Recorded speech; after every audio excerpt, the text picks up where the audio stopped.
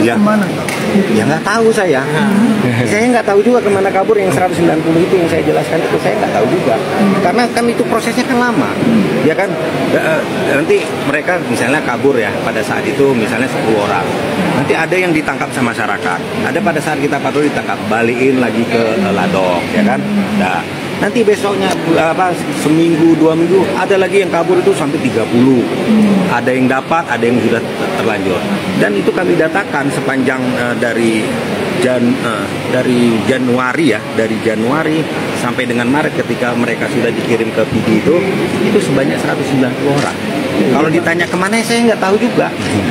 Pola kaburnya ini terstruktur, terorganisir atau seperti apa? Acak.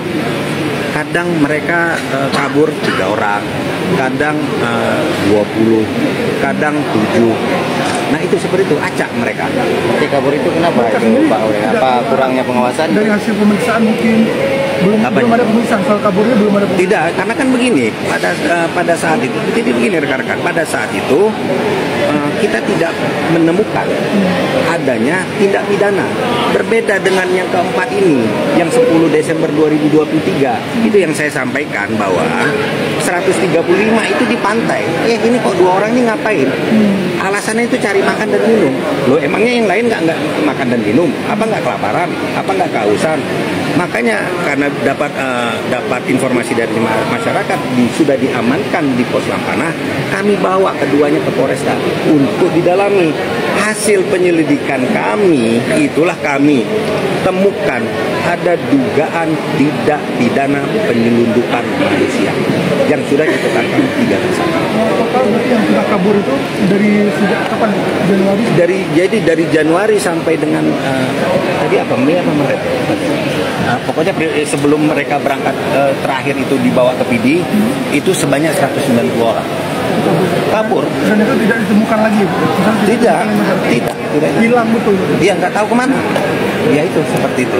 Karena pada saat itu kami tidak bisa melakukan apa-apa karena belum kami temukan bukti cukup untuk melakukan penegakan hukum. Jadi kami tidak bisa lakukan apa. Berbeda dengan yang sekarang. Kalau sekarang ini, ya itu yang saya ceritakan dari awal, kami temukan dugaan tidak pidana penyelundupan manusia. Pak, saat ini Pak sudah ada berapa gelombang yang masuk ke ini Pak? Di wilayah Polresta Banda Aceh ya? Iya.